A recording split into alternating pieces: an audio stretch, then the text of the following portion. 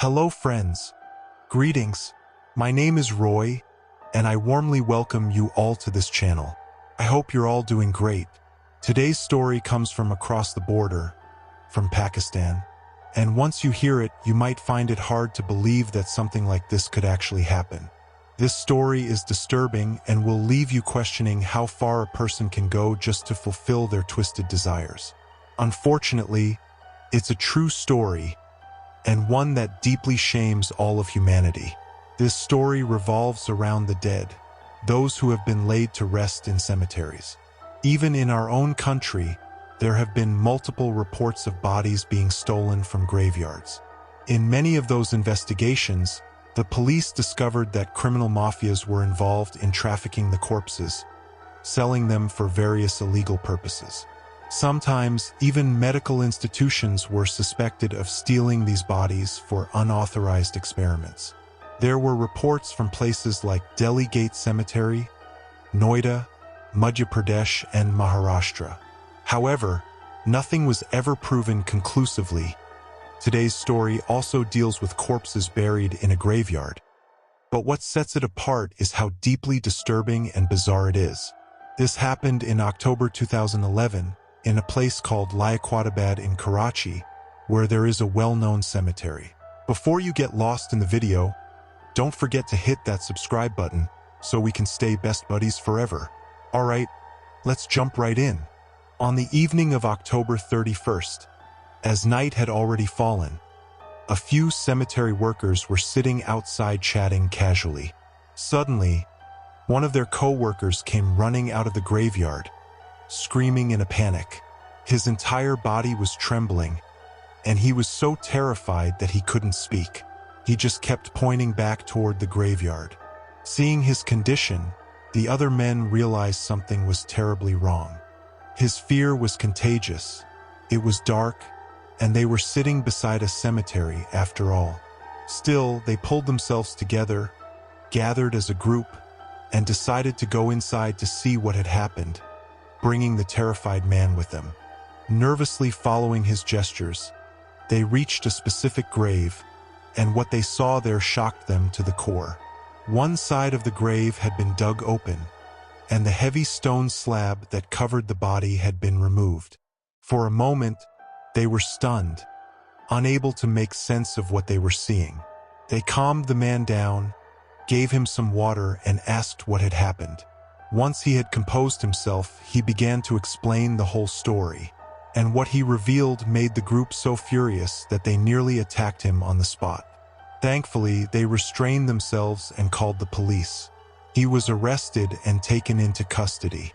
At the police station, during interrogation, the man revealed everything from the beginning.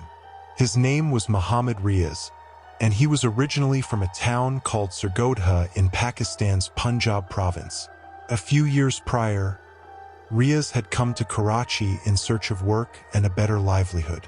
He wandered from place to place, taking up odd jobs, sometimes manual labor, sometimes temporary gigs, but he never found steady employment.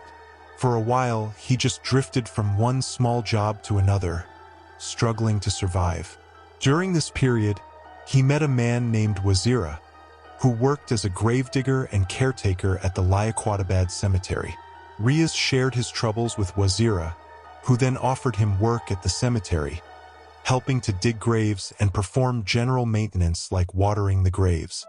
Riyaz accepted the offer and began working at the cemetery, but no one could have imagined where this job would ultimately lead.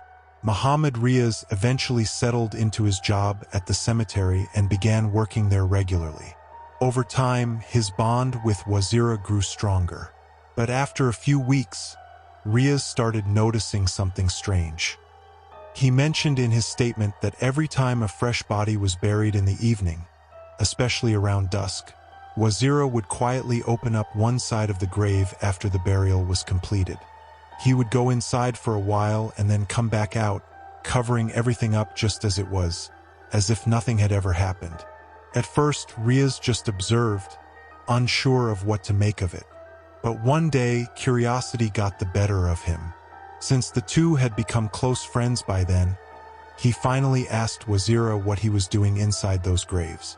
That's when Wazira revealed everything, and even invited Riyaz to join him in his grim secret. After that, both of them started doing it together. They began to target burials that took place around the time of the Asr prayer, which is typically held between 4 p.m. and 5 p.m. In Islam, there are 5 daily prayers, and Asr is the late afternoon one. Every evening, they would wait for this time and keep watch on any new burials taking place during that window. Their focus was specifically on identifying whether the body being buried belonged to a man, woman, or young girl. Identifying female bodies wasn't difficult. According to Muslim funeral customs, when a woman or a girl is buried, a special sheet or shroud is draped over the grave as a sign of modesty. This fabric acted as a marker, signaling that the deceased was female. As soon as they saw this covering, they knew. But even more disturbing was their pattern. They only paid attention to those bodies buried during the late afternoon Asr period, never those buried in the morning or afternoon.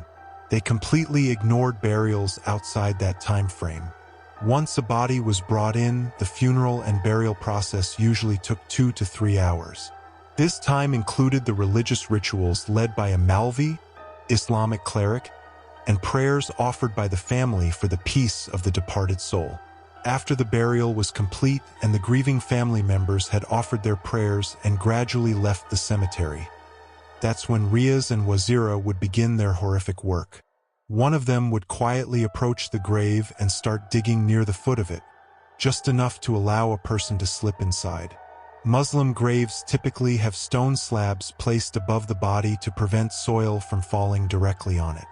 They would carefully remove one of those slabs, and then one of them would climb into the grave. What happened next is almost unspeakable.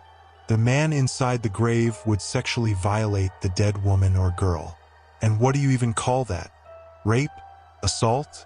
Technically, rape is defined as a crime involving non-consensual acts. But in this case, the victim couldn't even protest. She was already dead. She had no voice, no awareness, no way to resist. Yet this man used her corpse to fulfill his twisted desires. He raped a lifeless body. After one finished, the other would enter the grave and repeat the same vile act. They targeted every female corpse buried around the time of Asr prayer, provided the burial took place in the evening. They specifically chose this time so that the body would still be fresh.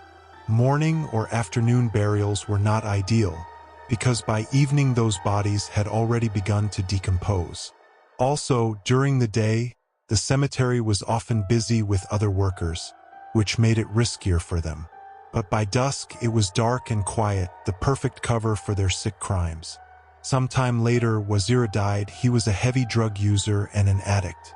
But his death didn't faze Riyaz.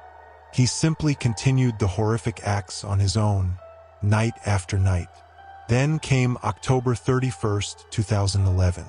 A young girl was buried in the cemetery in the late afternoon. Riyaz had already marked her as his next victim.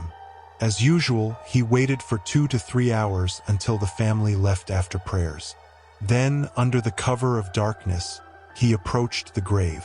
Just like before, he opened one side, removed a slab, and climbed inside. According to Riyaz's own confession, while he was in the grave, assaulting the dead girl, something unexpected happened. His eyes happened to fall on the girl's face. As Riyaz looked at the body, he noticed that the cloth covering the girl's face had slipped off, something that happens often during burial. The shroud isn't tightly tied around the body so as not to cause discomfort, even though the person is already dead. It's more about religious beliefs and cultural sensitivities. In many traditions, people place personal items or the deceased's favorite things inside the grave, hoping it brings peace or comfort to the soul in the afterlife. But that's another matter. So, when Riyaz glanced at the face of the girl, the first thing he noticed was her teeth. Then his eyes shifted to hers, and what he saw terrified him to the core. According to his own statement to the police, her eyes appeared to be glowing, emitting a bright light. The sight was so terrifying that he immediately panicked. In that moment, He became convinced that either the girl had come back to life or her spirit was confronting him, and he was about to face a terrifying punishment. He turned pale with fear. Without thinking, he let out a scream and bolted from the grave, running in a frenzy toward the other workers nearby. Breathless and hysterical, he tried to explain what he had just seen. The other cemetery workers, already on edge due to previous suspicions about tampered graves, listened in shock. Families who had recently buried loved ones had often returned to find disturbed soil and had raised concerns, but it was always dismissed as the work of stray animals or environmental factors. Now, with Riyaz's confession, everything began to make horrifying sense. He was handed over to the police, and during the interrogation, Riyaz made a full confession. He admitted to entering graves and sexually violating the bodies of 48 deceased women over the span of the past 1.5 to 2 years. The story exploded in the media, sparking outrage across Pakistan. People were furious. There were widespread calls for the harshest possible punishment. Many demanded the death penalty.